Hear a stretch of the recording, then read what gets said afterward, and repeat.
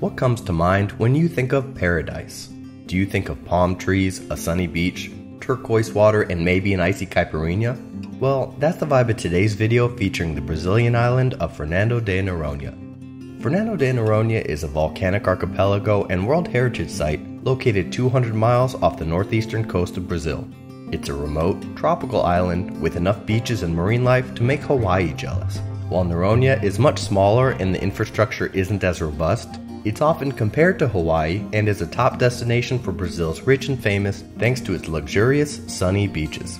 It's also a hotspot for eco-tourists who love wildlife above and below water protected in the National Park and National Marine Preserve that covers most of the island and surrounding water.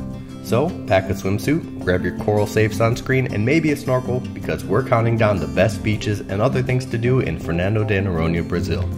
15. Rent a buggy. These fun and versatile vehicles are a great way to see the island. Book in advance because they can sell out, which we learned the hard way trying to rent a buggy on New Year's Eve. Anyway, the buggies look fun and they're all over the island, and for what it's worth, they're also manual transmission, so you'll need to be able to drive stick shift. There are several buggy rental shops, and they also rent motos, aka dirt bikes, to get around if you prefer rolling on two wheels. We ended up taking the bus, which is another great way to get around the island, and is only 5 reais, aka around $1 per ride. It covers the whole island, but sometimes you'll still have to walk a ways to get where you need to go. 14. See the historic forts. Fernando de Noronha has a contentious history as the prize in a centuries-long colonial capture the flag between the French, Portuguese, Dutch, and indigenous peoples. It's hosted pirates like Black Bart, explorers like Amerigo Vespucci, and naturalists like Charles Darwin. Remnants of this long and often violent history can still be found all around the island, like Fort São Pedro do Boljo, built to protect the island from pirates and warring nations. There's also Fort Noronha, a 17th century Portuguese fort located on a hill overlooking the harbor of Santo Antonio. It's a large, star-shaped fort with thick walls and several cannons. 13. Visit Dolphin Bay.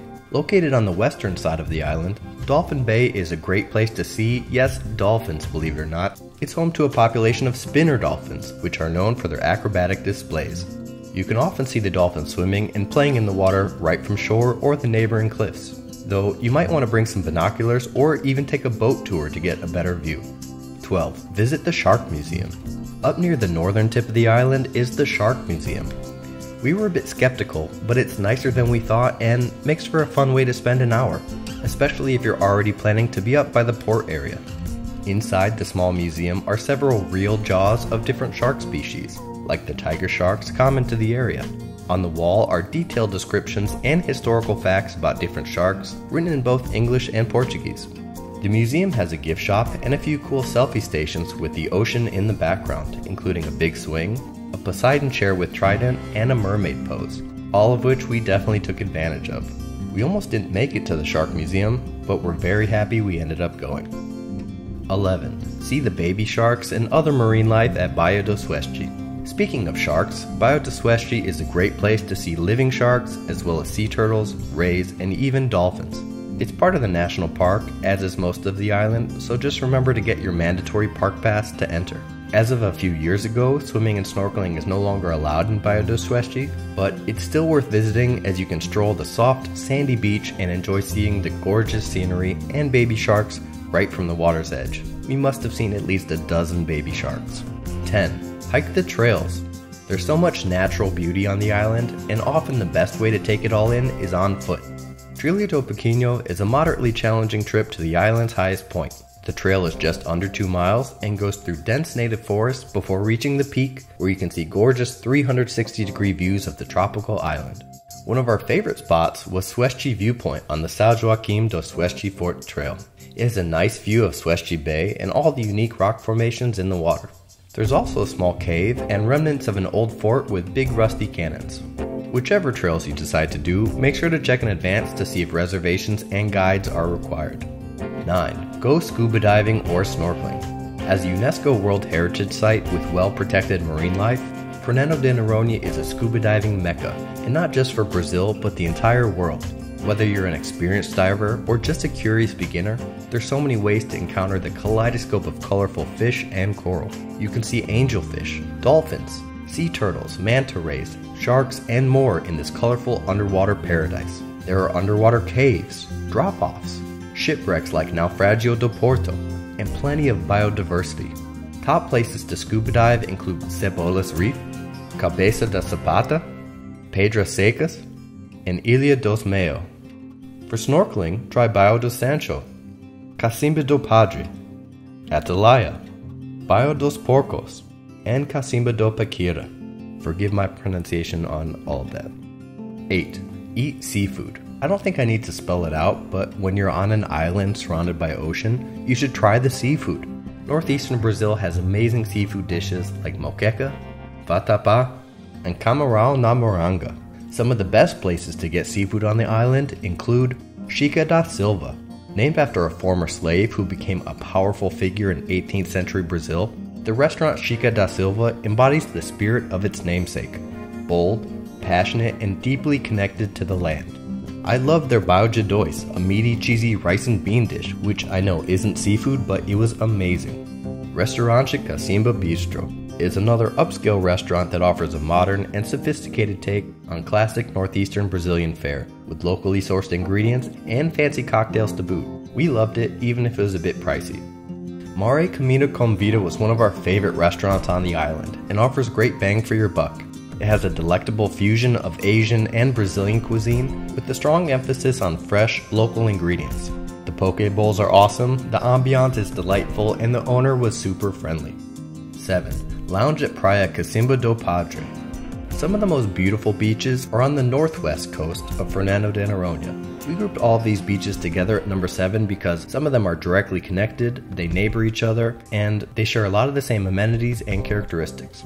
Praia Cacimba do Padre and the nearby beaches of Quixaba, Boje, and Americano all have large soft sand beaches with iconic views of Morro do Pico to the east and Morro Dois Irmãos to the west.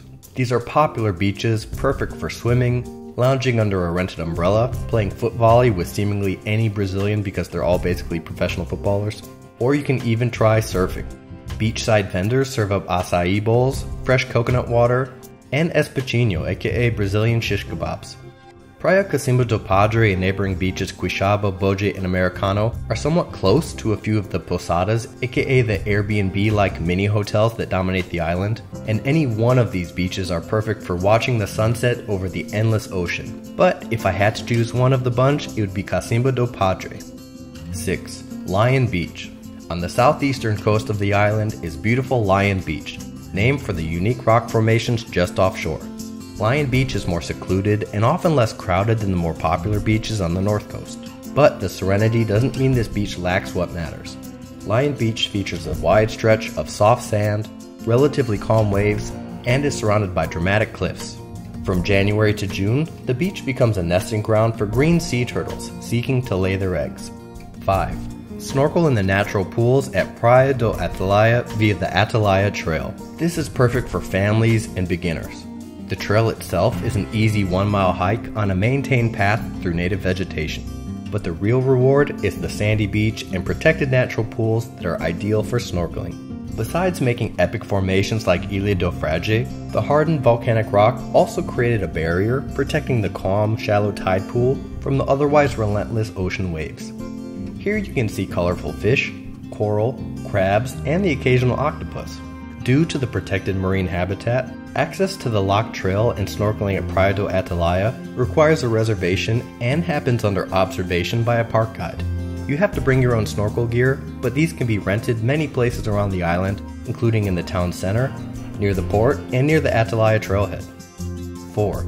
Take an island boat tour. I mean, is there anything better than riding a boat on a sunny day? While the trails and buggies are cool, maybe the best way to see the island is from the ocean. Boat tours depart from Porto Santo Antonio on the northern tip of the island, where there's also a nice beach, by the way. From the boat, views of the radical rock formations are spectacular. We were fortunate to see a pod of dolphins swim right up to our boat. Many boat tours also offer an opportunity to snorkel, where you can swim with fish, sea turtles, and other beautiful ocean critters. You can bring your own snorkel gear or rent it from vendors near the port. In addition to the normal sort of diving boats, We also saw catamarans, party yachts, Hawaiian canoes, and even pirate ships. It's an island, so there's plenty of boating options that fit the type of trip you're looking for. And before we get to the top 3, please consider liking and subscribing if these videos are at least somewhat entertaining or help you in any way. Number 3. Two Brothers Mountain, aka Morro, Dois, Irmãos. It's one of the most iconic rock formations on the island and often appears everywhere, online, on postcards, and in tourism brochures. The two peaks jut out from turquoise water that's so blue it almost looks fake. There are a few spots to get a good view of the peaks, including from Baía dos Porcos. The small beach requires a national park pass and can be accessed by neighboring Cacimba do Padre. To get a bit closer, climb to Mirante dos Dois Irmãos. You can also get a great view from the Vista do Morro Dois Irmãos, a wooden platform connected to the Sancho trail that goes to Sancho Bay. This last one is a bit easier to access than the others that require navigating some slippery and treacherous rocks. In fact, when we visited Baía dos Porcos, the park guides required us to wear hard hats to protect our noggins in case we fell on the wet rocks. Not a bad idea considering how clumsy we are, but despite all that, it was one of the best views on the island. 2. Conceição Beach. This long stretch of beach has a famous and unforgettable view of Morro do Pico, the tallest point on the island at 323 meters above sea level. It's hard to overstate how beautiful the scenery is, and in our opinion, it even rivals the best beaches in Hawaii. While number 1 on our list gets most of the headlines, Conceição might be the most beautiful beach on the island. You can sunbathe or rent an umbrella. It's great for beach volleyball, swimming, and even surfing. Conceição is beautiful any time of day, but is especially beautiful in the golden hour around sunset. Another great thing about Conceição Beach is its proximity to other great beaches, like Maio and Cachorro. And there's a popular restaurant right next to the beach called Bar do Maio, which was packed every time we went by. And number 1. Swim and snorkel in Sancho Bay. Ranked as the best beach in the world by TripAdvisor, this secluded beach has soft sand, clear water, and great snorkeling.